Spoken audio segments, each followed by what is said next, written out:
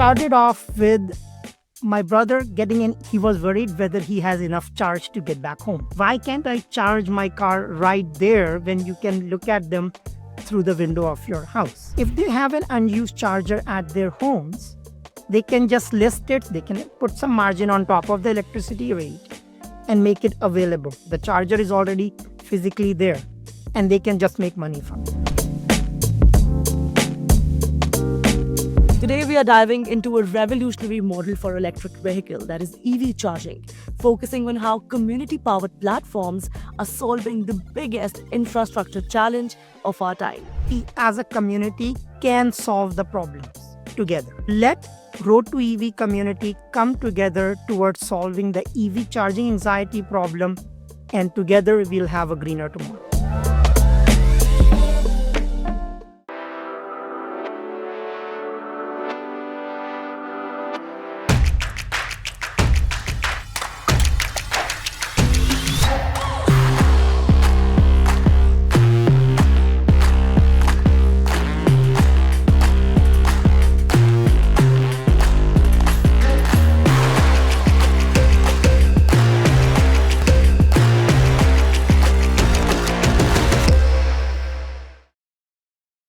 Hello everyone, this is Kripa Anand and welcome to the CanadianSME Small Business Podcast, where we explore the strategic insights and innovative solutions accelerating Canada's transition to sustainable mobility. Today, we are diving into a revolutionary model for electric vehicle, that is EV charging, focusing on how community powered platforms are solving the biggest infrastructure challenge of our time. In an era of rapid EV adoption, a lack of accessible charging infrastructure remains a significant barrier. Our guest is a visionary leader who is pioneering an Airbnb for EV charging to make access seamless, smart, and sustainable. Joining us today is Neeraj Garg, founder and CEO of Road2EV Inc. Neeraj blends technical expertise from the University of Waterloo with an MBA from Ivy Business School, and his career includes strategic roles at Microsoft and BlackBerry. Road2EV, his current venture, is a purpose built community powered platform uniting EV drivers and charger owners in one ecosystem. So, before further ado, let's welcome the special guest. Neeraj, welcome to the podcast. It's such a pleasure to have you. Thank you. Now, Neeraj, you describe Road to EV as an Airbnb for charging, right? So let's start with how this peer to peer, that is P2P model, is fundamentally changing the EV charging landscape. Please go ahead and share the story. Why did you choose a community powered charging model, and how does this P2P approach solve charging scarcity with minimal investment? Go ahead. Actually, it started off with my brother getting an EV Uh-huh. before me. Okay. So he visited my house, and keep in mind, he's on the other end of GTA. He would not let me drive his car. Mhm. Primary reason being, he was worried whether he has enough charge to get back home. Mm. And later on, when he also visited, one time he visited, and we had to drive him to a public charging place just to charge his car so he has enough charge to go back. Okay. And throughout this particular time, he was on his phone looking at whether the car is done charging. He was looking at the cameras to see where the car is the car safe and sound? Mm. So his worry was in the front and center of his mind. Right. And when we are having a discussion, we look at our neighborhood. Yeah. Neighborhood has EV chargers. There are other EV drivers all around us. Mm. So we always question, why can't I charge my car right there when you can look at them through the window of your house? Right. And that's where I would say the idea was truly born, Mm-hmm. is allowing the communities to come together. There is enough chargers in our communities. Nowadays, I would say in GTA, around 20% of the households have an EV. Mm-hmm. And most of these chargers are largely unused. I have two EVs personally, Yeah. and I'm still using it only in the night a few times. Right. So instead of solely relying on public infrastructure, which is still doing a fantastic job in making sure chargers are available, Yeah. there is literally a charger next door to us which is sitting unused. And that's where this idea comes into play. Wow, that's such a relatable story, first of all, Neeraj. That's a very clear strategic choice because it's evident that the P2P model is a powerful, decentralized approach to solving a national infrastructure challenge. That's amazing. Now, let's explore a key motivation for charger owners, and that is generating supplemental income from an underutilized resource, as you mentioned. Now, Road to EV enables hosts, both residential and commercial, to list their charges, set their own prices, and earn income from underutilized resources. So, this is a great incentive for infrastructure growth. So, please go ahead, and for all of our listeners, how can they be a part of it? Go ahead. So, whenever most of the people who are joining Road to EV platform are actually both, they are charger owners as well as vehicle owners. Yeah. And if they have an unused charger at their homes, they can just list it, specify the day and time, specify their own rate. They can put some margin on top of the electricity rate and make it available. And any other EV driver can use Road to EV platform. They will know this charger is available at this particular location within the community. They can go there, plug the car, charge, and that's as simple as it gets. The transaction monetary part is taken care of by Road to EV, where we collect the money from the vehicle owner Mhm. and give it to the host in a simplest manner so they can monetize their chargers. And the best part is most of the chargers at this point in time are unused. Yeah. So they have an unused asset that they're using it for their own use. They don't have to add any additional charger. The charger is already physically there and they can just make money from it. That's such a smart business model because it's literally win-win situation for everyone who's involved in this. That's a very practical value proposition, Neeraj, because it highlights the economic incentive that drives community participation in the EV infrastructure. Hello, Canadian entrepreneurs. Are you looking to capitalize on the EV revolution?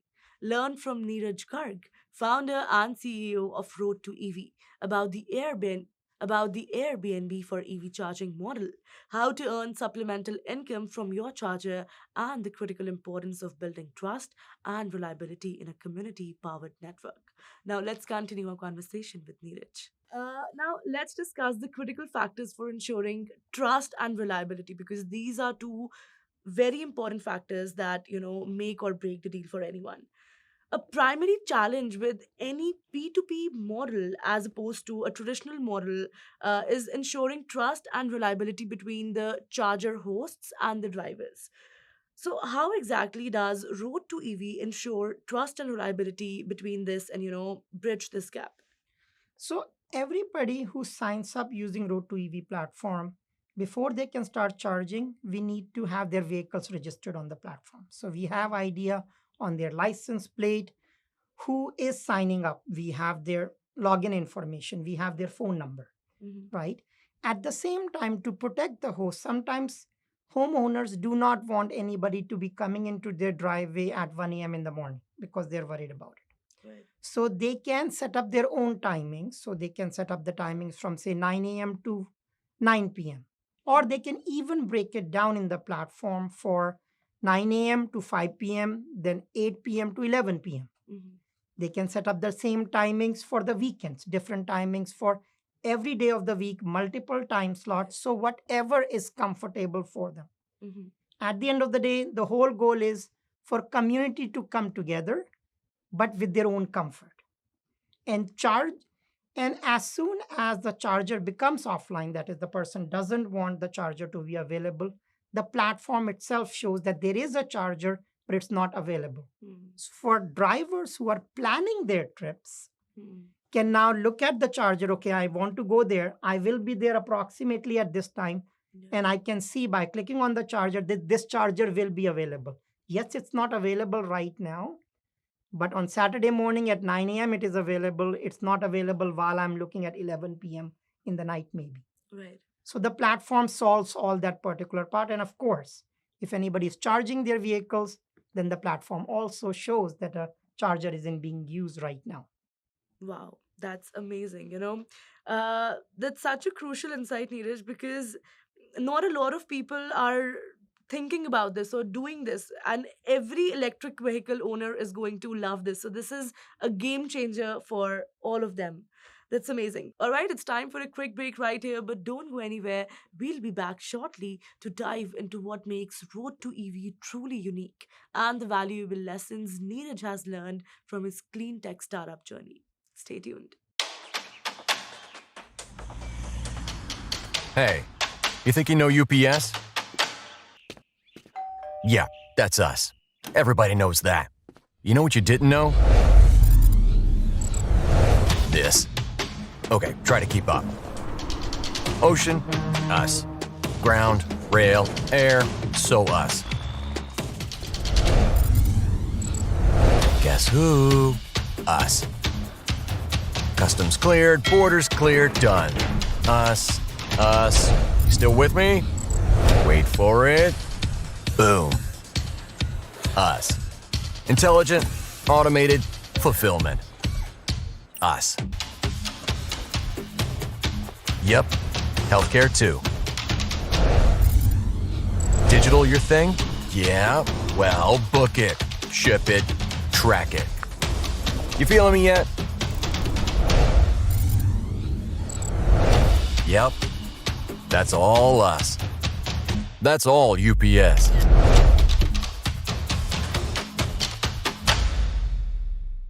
Welcome back, guys. Let's continue our conversation with Neeraj Garg. If I were to ask you one unique selling point of your business, what would you say?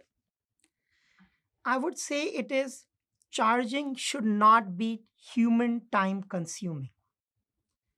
The biggest challenge that we have seen with public infrastructure is not only there is a charging cost, like in terms of electricity, Yeah. we also spend time while the charger is taking place. So we will go to a mall and kill time. Mm, We will go to a coffee shop and kill time. right. We no longer have to do that. So if you're going to somebody's house for dinner, enjoy your dinner. The car is next door. You don't have to pre-plan, spend few hours at the mall, charge your car before getting to your destination. Your destination has a charger next door. Wow, that's so good to hear. Let's do a little time travel now, Neeraj. Say if I were to give you a time machine and we were to travel 5 or 7 years into the future, when you get out of that time machine, how exactly do you envision the EV industry changing around you? So EV industry today is a lot focused on public charging infrastructure, Yeah. right? And EV adoption is also lacking because of that. So part of the overall environmental strategy for a cleaner environment, Yeah. and keep in mind we can produce clean electricity as well, right? Is for everybody to get to the EV area. Mm. And their biggest roadblock, the charging anxiety, now disappears because there is a charger next door. What Road to EV long term wants to help is optimizing the grids. So while once we start getting analytics and AI is coming up, we can add AI engines on top and figure out where the electricity needs to be possibly routed. Mhm. How do we optimize the grid? Where do we see more concentration of chargers? Where do we see less concentration? And sometimes in rural areas, it might be that we have to develop a public charging infrastructure. But in urban areas where there are chargers in every household, Yeah. you don't have to. Plus, the biggest incentive that I also see is we have a lot of old condo buildings. Yeah. Their EV barrier exists because they are worried about where to charge. You cannot retrofit a deep condo building parking lot full of concrete Yeah. with all the EV chargers. The households around themselves can enable EV adoption in that particular case. So these are all hesitations, all barriers, Yeah. and we can get around it and ultimately get to a greener tomorrow. Wow, that's thank you so much for educating me and our listeners about that. Road to EV's vision for the future is clearly set on accelerating EV adoption and fostering a more resilient, community first charging network. That's amazing. I'm loving this conversation, Neeraj, and definitely we're going to invite you one more time where we can dive into such deeper discussions. But before we let you go, if there's one piece of final advice that you have for our listeners today, something that you want them to remember about this particular episode, about Neeraj Garg, about Road to EV, what would you tell them and why? I would say we as a community can solve the problems together. So, Airbnb, Ubers enable communities to come together. But for EV charging infrastructure, we are still relying on governments. So, let Road to EV community come together towards solving the EV charging anxiety problem, and together we'll have a greener tomorrow. That's such a wonderful and positive message, Neeraj. It was such a pleasure to have you. Thank you so much for sharing your vision with us. Thank you for inviting me. All right, that was an insightful conversation with Neeraj Garg, founder and CEO at RoadToEV Inc., on how Road2EV is transforming the EV charging landscape with peer to peer charging solutions, supporting supplemental income for EV charger owners, and shaping the future of EV charging. You can now download the Road2EV app on the Apple App Store and Google Play Store. To all of our listeners, thank you so much for tuning in to the Canadian SME Small Business Podcast. We really appreciate your continued support. Be sure to subscribe to our podcast for more expert insights and resources that can help your business thrive. Also, don't forget to visit our website, CanadianSME.ca. And lastly, a very special thank you to our podcast partners, RBC, UPS, A1 Global College, ADP, and Google for their ongoing commitment to empowering SMBs in Canada. So until next time, keep innovating and striving for success, and we'll see you guys in the next episode. Kripa Anand signing off.